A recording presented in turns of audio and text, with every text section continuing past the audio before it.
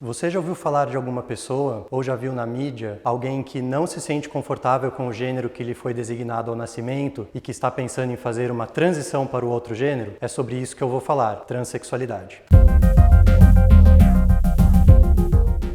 Existe muita polêmica acerca do tema da transexualidade. Muitas informações são veiculadas, muitas vezes falsas e sem embasamento, o que acaba atrapalhando ao invés de ajudar. Por isso, vou esclarecer os 5 pontos que considero mais importantes.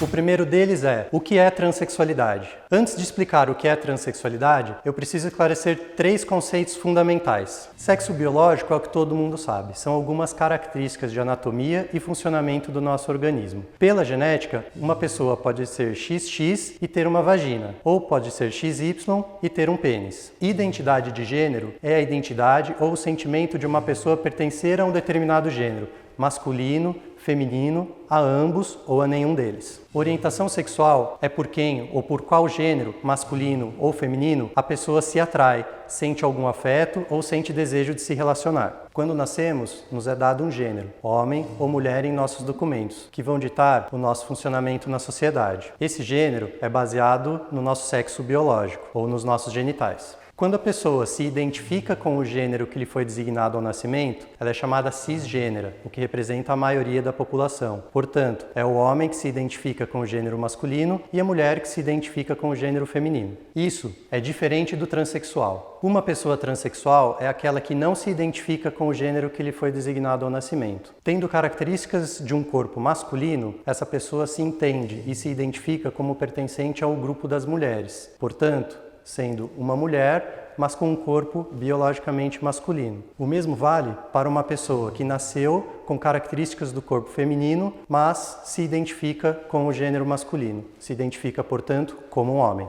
Repare que a definição de transexualidade não tem nada a ver com a definição de orientação sexual, que vai definir se a pessoa é heterossexual, ou seja, se atrai por pessoas do gênero oposto, ou se a pessoa é homossexual e se atrai por pessoas do mesmo gênero. Para ficar claro, existem transexuais heterossexuais, gays, lésbicas, bissexuais e assexuais, por exemplo.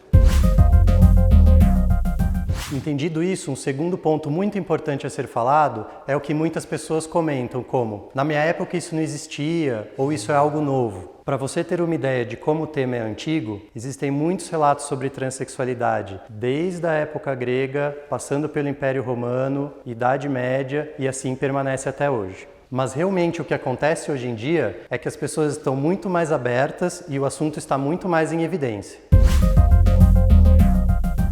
Um terceiro aspecto é: isso só acontece no Brasil? Como você deve imaginar, há pessoas transexuais no mundo todo, e os números variam de acordo com cada sociedade ou cada cultura. Só para você ter uma ideia de como isso é comum, existem mais ou menos de 1 a 8 pessoas a cada 100 mil são transexuais. É, em média, 3 vezes mais comum em pessoas que foram designadas meninos quando nasceram.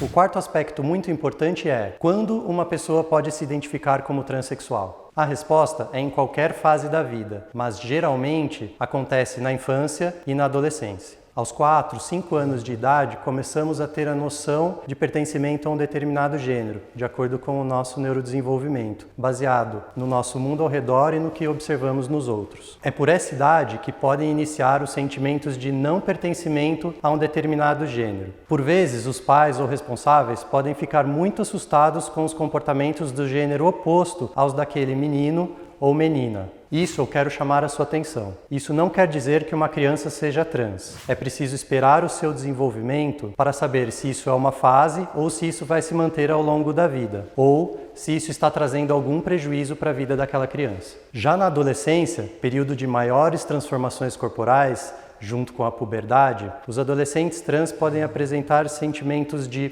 angústia, depressão, tristeza ou até raiva, por terem um corpo que não está se desenvolvendo de acordo com a sua identidade de gênero. O importante é, na presença dessa situação, na infância, adolescência ou vida adulta, procurar serviços de saúde ou profissionais especializados. E por fim, transexualidade é uma doença? Não podemos entender a transexualidade como uma doença, mas como uma particularidade no campo da saúde que exige atenção especializada a algumas vulnerabilidades, como a depressão e a ansiedade, por exemplo. As pessoas transexuais podem sofrer com isso, não por serem transexuais, mas pela sociedade em que estamos inseridos. E diferente do que muitos pensam, não existe uma cura. A maneira que a medicina tem para ajudar as pessoas trans é através do acolhimento, orientação, terapias com hormônios ou hormonioterapia, cirurgias plásticas, urológicas, cirurgias de mudança de sexo ou também chamadas de transgenitalização.